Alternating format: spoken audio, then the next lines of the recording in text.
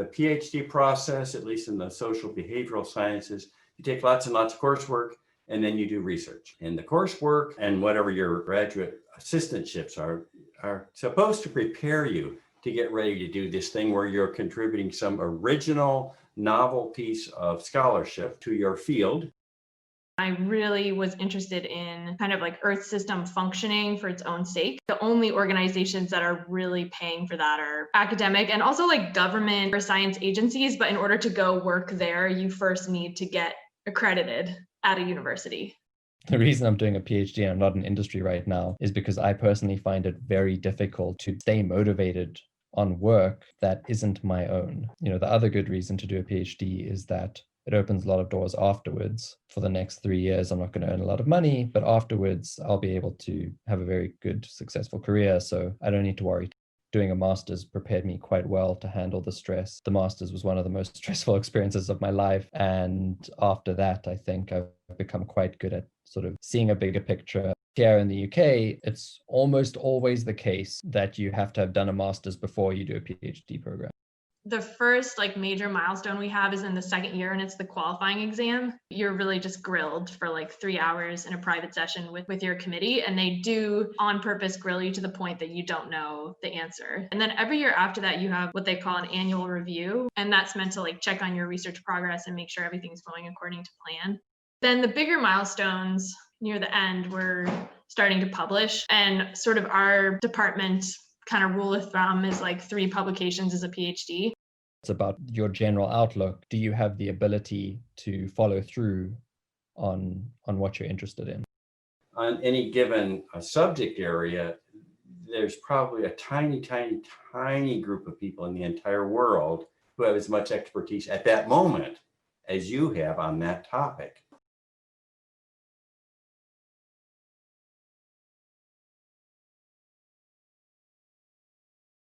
Out of boredom, I took a class at Ohio State University. I had some really, really good research experiences in a variety of labs. The professor kind of took a special interest in me, and he said, "You really should think about graduate school." Well, this is outside of my field. This is social science. I had no social science background. He said, "Yes, but with a lot of reading, you could catch up really fast, and you need to go do an interdisciplinary PhD." So I did. End of my freshman year, I realized that you could get paid, like not a lot, but you could get stipended to research as a PhD student, which I didn't know before that. And as soon as I knew that, it just seemed like the obvious thing to do. When I met my supervisor in his lab and visited Stanford, I was just like, okay, this is the best choice. You jump through a bunch of hoops, and even though they might not be designed to scare the bejabbers out of you, they typically do.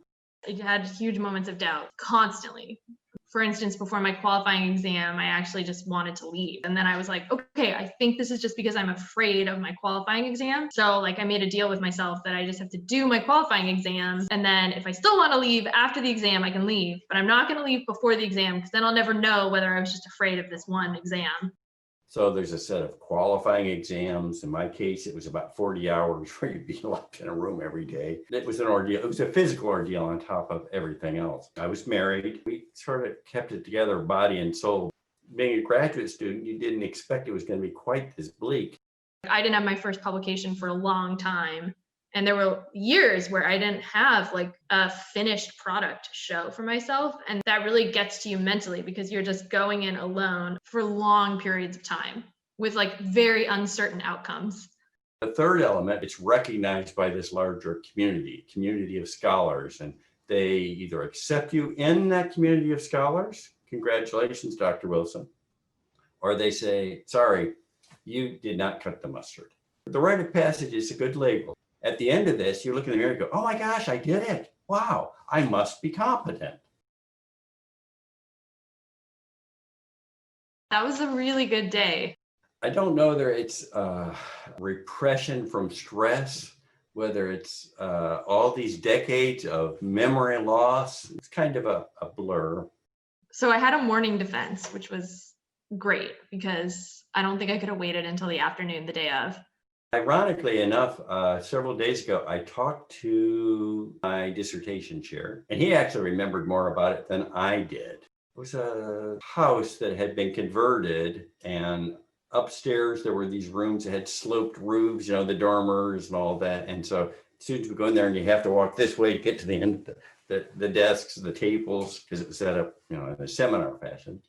We get to pick our rooms. I really wanted that room, and I was really lucky to get it on the first floor of one of our earth science buildings that has like really beautiful photographs of like different parts of the planet. It's like the perfect size for like 50 people. They have this boardroom table, but you can deconstruct it. So we deconstructed it and moved it out of the way, and then just had like rows of chairs. Invariably, either the candidate sits by themselves, or the room might be with the tables laid out in a square. The candidate would sit one table all by themselves, and then the committee members would just be interspersed. It was a little like being on a stage. And some of that is just the practicality of being in a classroom. If you're trying to meet everybody's eye, it's not as important as they see each other's eyes as that they all can see you. Basically, I was at the front with the screen, and then we had the row of panelists and my boyfriend sitting next to them at the end of the panel, working a recording system, and then like rows of guests. Anyone who wants to go to the defense meeting can be there. That's part of the reason the classroom works. And so some of your friends will come, and you really don't want them to come because you don't want to fall flat on your kushnas. And people who are just curious, like rubbernecking at a car accident. Oh, wow, let's see how this is going to go. Or they just want to learn what they're going to face at the end of their ordeal. I just had been working so hard for so long. I had just gotten to this point where I was like, I'm ready for this. The defense itself was just so fulfilling for me because some of my friends who were not in academia but had been like kind of supporting their like crazy grad school friend for 6 years came to the defense. It was just really meaningful to have all those people there. My boyfriend was working like a recording setup. My family and some friends who weren't in California were able to watch live. And that was really fun to be able to have them included as well. People always ask you, what is your PhD about? And you always just say like a 10-second thing. And it's like, oh, that sounds super random. And it's like, if I could just sit you down for like an hour and talk at you, like I could really communicate what's happening. I was like, this is my chance to like explain to my family like what has happened here. At some point, everyone, including the candidate, is asked to leave the room. And what seems like it took 6 hours was really 10 minutes, and all those things go on in a person's head. So I think that also, while it's not intended to be an ordeal, the ordeal actually is part of what makes the rite of passage work. I went to my doctoral graduation. I did it in part because it was really important to both families, the family I married into, my family of origin. And of course, that's part of it, is you're doing this in front of people that you care about a great deal. It was really joyful because my parents actually came down and my boyfriend's parents came down as well. And they had actually never met each other, even though we've been together since like 2014. There are different clothes that we wear, different hats and colors. And so they're meant to inspire thoughts and feelings of the specialness of the day, the occasion. After all, the real conferring of the degree, bachelor's, master's, or doctoral, is really not about that day, that ceremony. It's just a ritual we go through, but it symbolizes all of the hard work and the sacrifices. We have something called hooding. So you have a professor that stands behind you, and then you like squat or kneel down, and they place a hood over your head from behind, and you're like facing everybody. And that's kind of the PhD version of the like tassel flip, but it's like you actually get hooded. And usually it's by your advisor. So it's like a transference of PhD status or something. It was just a really special moment. The crowd goes away. All the nervousness about where do I stand? What do I do? I've forgotten. For just a moment, it's just you and your mentor or whoever it is that is doing the hooding. It's hard to describe, to put into words what actually occurs in that moment. The conversion of this person, both internally, the psychological attributes that occur, and externally for the community to recognize they've been converted. Both of those things are actually accomplished by this conversation, this conversion.